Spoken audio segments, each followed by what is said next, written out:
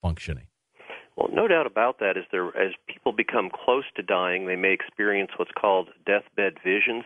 They may see a brilliant mystical light. They may encounter deceased relatives. They may have many of the types of elements commonly described in near-death experiences, interestingly enough.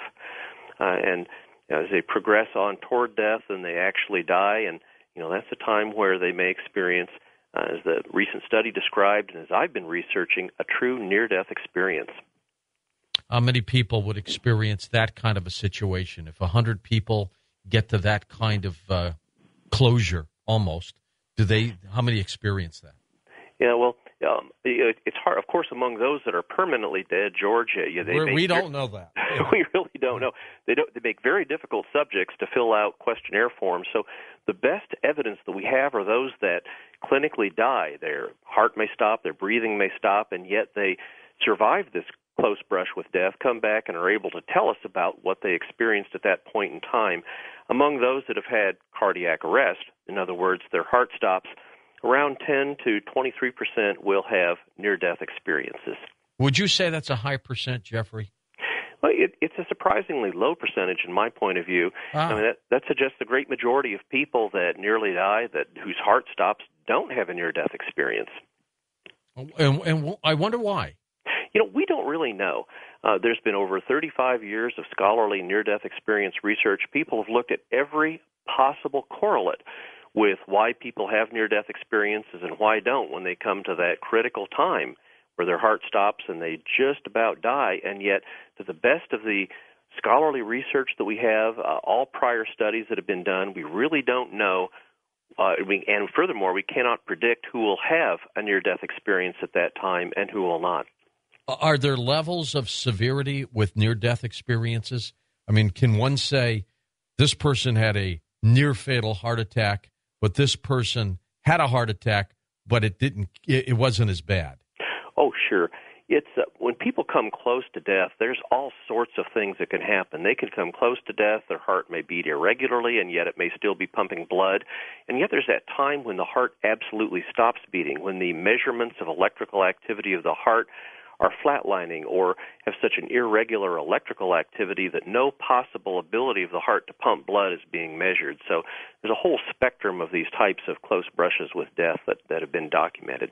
You speak to a lot of people. You are the founder of the Near-Death Experience Research Foundation. People come up to you and say, Dr. Long, is there life after death? What do you tell them, Jeffrey? That happens a lot, George, especially in my medical specialty where I treat patients that have a critical illness like cancer and where they face a life-threatening illness where they know that or their loved one or themselves may die as a result of their outcome.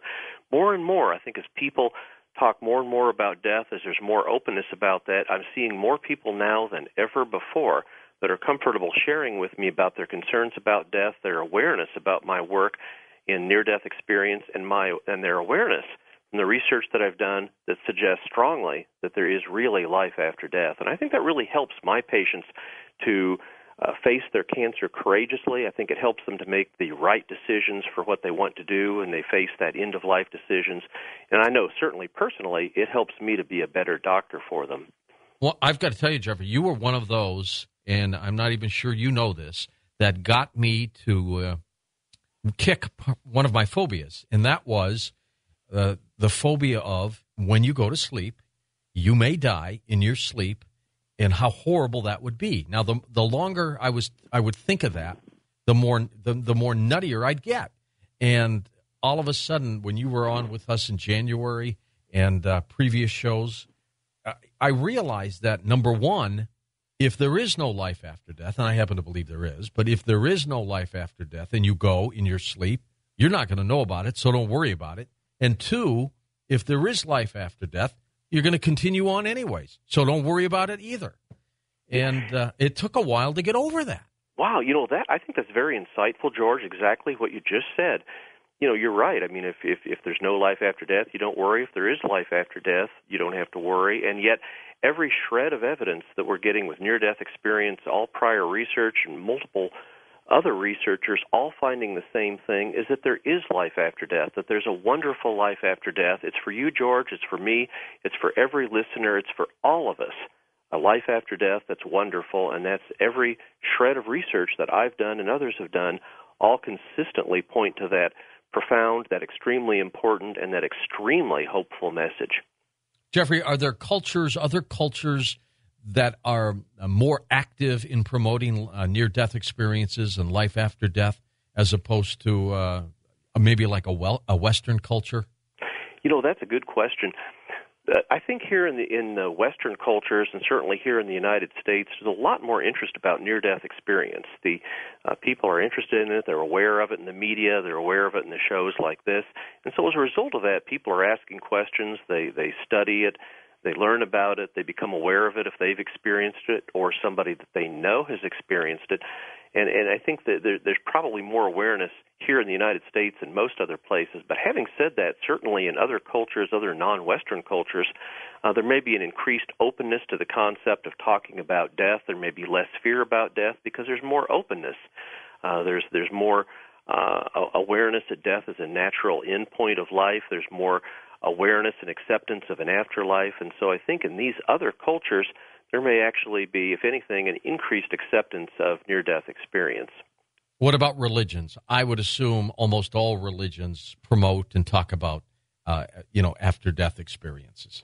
For thousands of years, the great religions have been delivering a consistent message, and that is we don't really die, that there's life after death, a wonderful life after death, a heaven, the beautiful realms.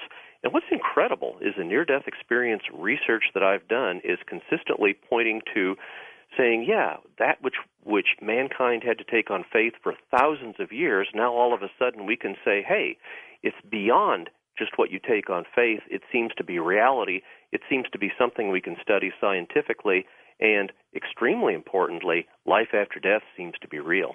Are we teaching our children about these experiences? We should be. We're not teaching them nearly enough. Still in this culture here, in the United States and in other areas around the world, death is a little bit taboo. In other words, people are hesitant to tell their children about death, to talk about that, to be open about that. People still somewhat shun the talking about death, even when someone in the family, say a grandparent or somebody who's up in age, is facing a life-threatening event or dying. There really still needs to be more openness. There still needs to be that awareness that death is a part of life. It's the end part of life, and it's something we're all going to have to go through.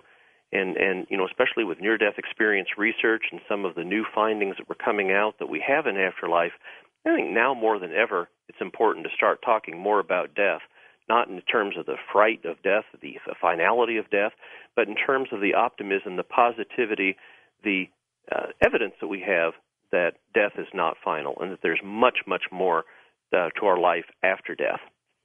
How does a parent know when, if at all, to take a child to a funeral home?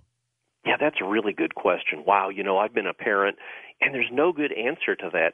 Very difficult. I think a lot of it depends on parental instinct. Sometimes parents just simply know. They may know not to take the child to a funeral. They may say it's time to. But I think above and beyond that, certainly if the child is asking, as a parent, you don't want to let your own concerns, fears, or biases about death interfere with what your child really needs in their life. In other words, if the child is asking about death, if the child seems to be okay talking about death, then that child is probably ready to go to that funeral. That child is probably ready to talk about death and to understand death, maybe even at a higher level than the parents themselves. And then again, if the child talks to the grandmother who's departed, you're onto something there too. Oh, you are too. And that's called an after-death communication, and that's certainly a part of the area of research that I've been involved with, and that's an absolutely real phenomenon as well.